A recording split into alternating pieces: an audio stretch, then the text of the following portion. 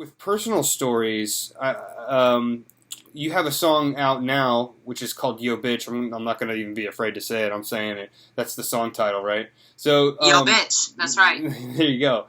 Um, can you describe more in detail the exchange, the or this That exchange led to the writing of this song. Yes, thank you. Right. Okay. This song has been brought up in court.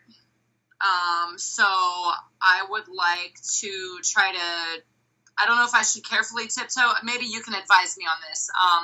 If I should tiptoe carefully if I'm somewhat in some sort of legal proceedings. But also I would like to bring up some of the greatest diss tracks of all time and the fact that freedom of speech is freedom of speech.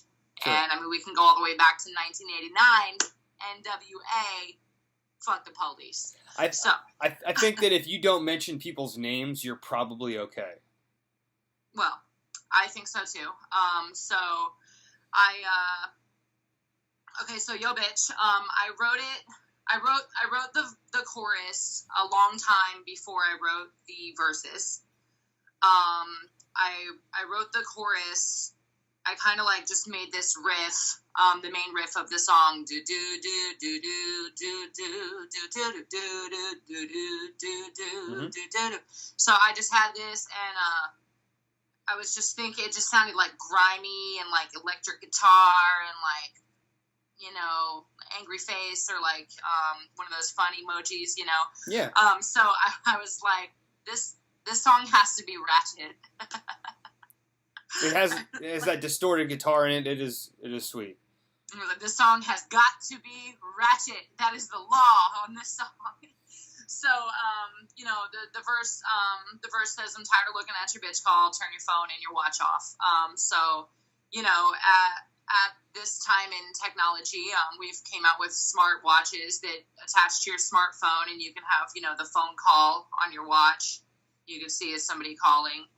So, you know, the true inspiration for this song came from coitus, if you will. So, you know, if you're in a private situation with someone, oftentimes their arms will be right here. You can see their watch. Right. Okay.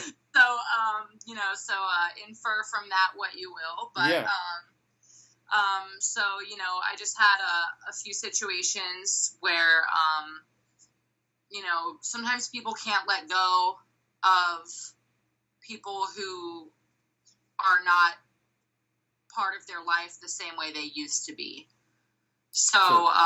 This really stemmed from a kind of a sad situation, not for me, but for someone else, where they, you know, they have like a obsession, with someone who's mutually in our lives.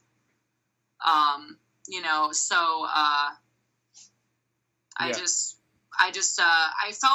felt so inspired to drop the song. The song was completed and ready before I had to go to court and do all this other stuff. But I wasn't sure if I was going to drop it or not yet, or if I wanted to wait, or what I was going to do. But when things escalated, I mean, it's a diss track. I mean, when things escalate, you got to drop the track, right? Right. So, yes. So I dropped it. I got it copyrighted a couple days after things got escalated. Hey, the more controversy, the better. I've always told students in the past that, you know, if you're inappropriate, that's probably, and unfortunately at some point, is going to do better for you because, it gets people talking and it's a little more interesting. So I say unfortunate because, you know, I don't know, with my old soul of a style, I wouldn't think that being inappropriate all the time is a good thing. And I go towards like Eminem and how violent he can be in like his songs or in his older songs, for example. But I think it's a great story. I think you explained it really well for everybody to understand what's going on there, and I find it really interesting. Again, when you write a song that's personal, it's just another way for people to go and listen to it. I think, and that's really important for me. It's really important for local artists to travel, to gain, to create traffic online. So Yeah. you're doing the right thing, and I would continue doing that. I do plan on dropping a video for the song as well. Okay. I've got a few scenes recorded. I haven't started editing yet. I know a lot of people who know how to edit video, but they also know the value of it. So I'm going to have to edit it myself because I'm poor. But, and I also have toyed with doing a little bit of a remix. Have you ever written, you're a writer, you do music. Have you ever written something like on like a Post-it note somewhere and lost it, and then you find it after you recorded the song? Yeah, yes, I have, and songs that I haven't recorded, also. So that happened with this song. I put it out before I included like these 2 lines, and these 2 lines are fire. I gotta put them in there. So I'm thinking that when I put out the video, I'll do like a little bit of a remix with maybe a 3rd verse and also this 2 lines. They kind of go in sync with the chorus, so it might have like a little chorus change up or like an outro chorus that's just a whole different couple lines. Yeah. Or I might even do it as the intro because it kind of works for an intro.